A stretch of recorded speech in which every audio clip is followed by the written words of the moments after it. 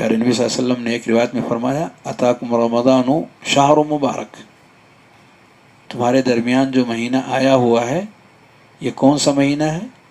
برکتوں والا مہینہ ہے، جس کے روزے کو اللہ نے تمہارے اوپر فرض کیا اور جس میں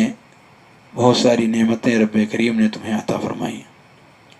آخر میں نبی کریم صلی اللہ علیہ وسلم نے اس روایت میں فرمایا من حرم خیرہا فقد حرم، من حرم خیرہا فقد حرم، جو شخص اس مہینے کی نیکیوں سے اور خیر سے محروم ہو وہ واقعی محروم ہے۔ جو شخص اس مہینے کی نیکیوں سے محروم ہو جائے وہ واقعی محروم ہی انسان ہے، کیونکہ انسان کبھی کبھار اس کے دلوں کے اندر یہ کیفیت تو آتی ہے کہ اسے نیک کام کرنا چاہیے، لیکن ضروری نہیں ہے کہ وسائل اور ذرائع اس کا پورا ساتھ دے رہے ہوں، حالات اس کے موافق ہوں۔ جبکہ اس کے برخلاف اس مہینے کے اندر اللہ رب العالمین نے ہر طرح کے حالات کو سازگار بنایا، جسمانی اعتبار سے اس کو اس کا اہل قرار دیا، تو جسمانی جسم بھی اس کا پورے طور پر ساتھ دینے والا ہے، اور اپنے اندر کے علاوہ باہر کے بھی حالات اس کے پورے طور پر موافق ہیں کہ وہ خیر کے کاموں میں اپنے آپ کو نہ صرف ڈالے بلکہ اس کی تہوں میں جانے کی کوششیں کرے، اور وہ موتیاں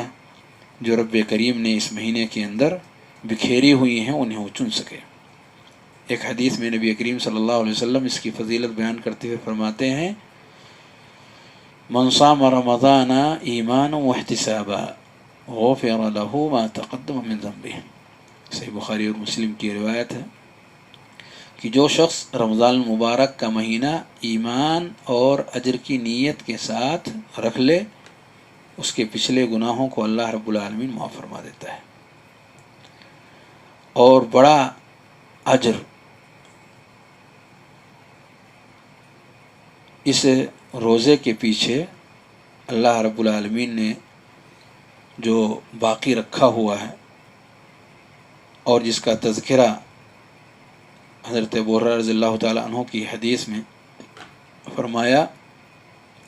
کل عمل ابن آدم لہ، کل عمل ابن آدم یضاعف، بندے کے جتنے بھی کام ہیں سارے کاموں کو اللہ رب العالمین بڑھاتا ہے، دوگنا کرتا ہے، اور اس سے بھی زیادہ کرتا ہے۔ یعنی ایک نیکی کا اگر بندے نے کام کیا ہے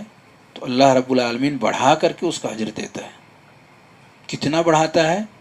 فرمایا الحسنۃ بعشر امثالھا، 10 گنا اللہ رب العالمین اس کو بڑھا کر کے دیتا ہے، الی 700 ضعف، 700 گنا تک رب کریم یہ بڑھاتا رہتا ہے۔ تو نیکیوں کے اجر کے سلسلے کو اللہ رب العالمین وہ صرف 2 گنا اور 6 گنا نہیں، 10 گنا نہیں، بلکہ اس سے بھی آگے اللہ رب العالمین اس کے سلسلے کو بڑھاتا رہتا ہے، یہاں تک کہ 700 گنا تک اللہ رب العالمین اس میں اضافہ کرتا ہے۔ اور یہ اضافے کی جو وجہ ہے وہ انسان کی اخلاص پر قائم ہے کہ کس قدر مخلص ہو کر کے اس کام کو اللہ رب العالمین کی رضا اور اس کو خوشنودی حاصل کرنے کے لیے وہ انجام دے رہا ہے۔ سارے کام جس قدر اس کے اخلاص میں اضافہ ہوگا اجر بھی اسی قدر بڑا ہوگا۔ دکھاوا، دنیا طلبی، شہرت طلبی، منصب یا اور کوئی چیز انسان کی ذہن کے اندر، اس کی نیت کے اندر اگر آئے اسی قدر اس کا اجر کم سے کمتر ہوتا چلا جاتا ہے۔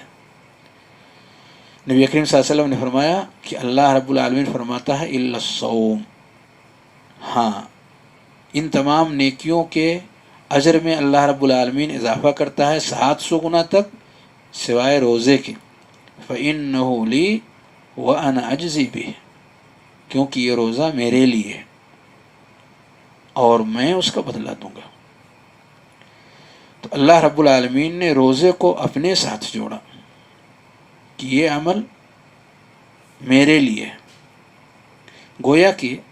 بندے کے سارے اعمال جس میں وہ اخلاص سے کام لینے کی کوششیں کی اور اخلاص کے ساتھ میں اس کام کو رب کریم کے لیے کرتا رہا، کوئی شبہ نہیں کہ اخلاص کے ساتھ وہ کام کر رہا ہے اور اللہ رب العالمین اس پر اس کا اجر عظیم عطا فرماتا ہے۔ لیکن اخلاص کی یہ اعلیٰ ترین شکل کہ پوری ہی عبادت مخلصانہ طور پر ادا ہو سکے،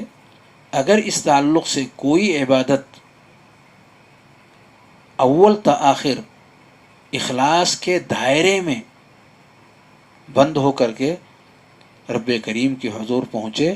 اگر کوئی عبادت صاف ستھری اور صحیح سالم رب کے حضور پیش ہو سکتی ہے تو روزہ ہی ہے کہ بندہ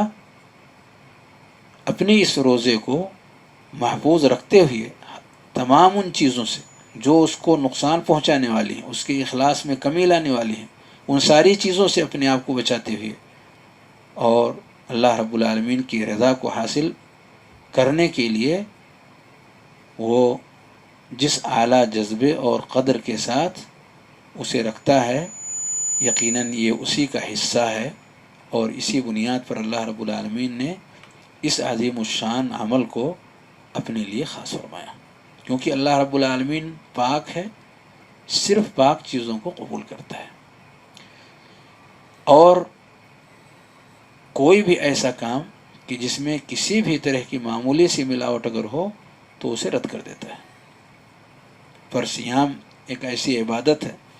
کہ اگر بندہ چاہے تو ہر طرح کے دوائی اور اسباب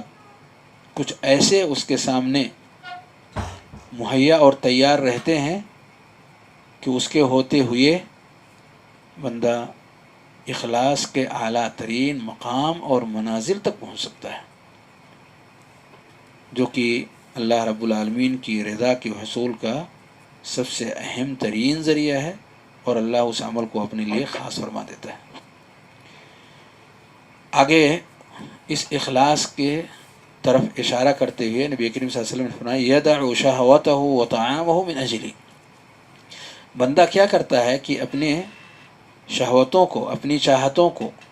فطری میلان انسان کا جن جن چیزوں کی طرف ہوتا ہے ان تمام چیزوں کو، مائل ہونے والی چیزیں، انسان جن جن چیزوں کی طرف فطری طور پر مائل ہو رہا ہے ان ساری کی ساری چیزوں پر روک لگایا گیا رب کریم کی طرف سے، وہ اپنے آپ کو روک لیتا ہے اور ایسی کسی بھی چیز کو ہاتھ نہیں لگاتا۔ یہ ہے اصل وجہ اس اہم عبادت کا اللہ رب العالمین کے ساتھ مخصوص ہونے کی۔ ساری ہی عبادتوں کے اندر بندہ ایسے ہی کرنے کی کوشش کرتا ہے، پر اس عبادت کے اندر اعلیٰ ترین شکل کے اندر وہ چیز اللہ رب العالمین کے لیے کی جاتی ہے۔ اور پھر مزید اس کی فضیلت بیان کرتے ہوئے نبی کریم صلی اللہ علیہ وسلم نے فرمایا للصائم فرحتان، روزے داروں کے لیے اللہ رب العالمین نے دو موقع دیا ہوا ہے جن میں بندہ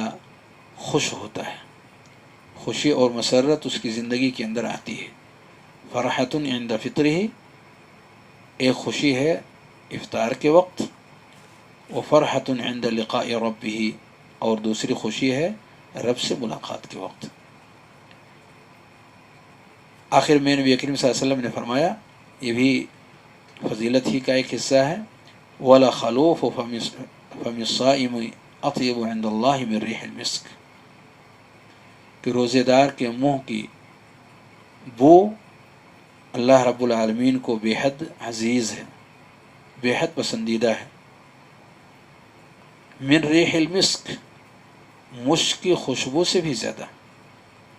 جتنا کہ بندے کو مشک کی خوشبو پسند ہے اس سے کہیں زیادہ اللہ رب العالمین کو روزے دار کے منہ سے آنے والی بو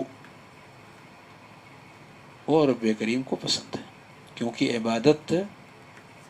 کے راستے میں بندے نے اپنے آپ کو بھوکا اور پیاسا جو رکھا،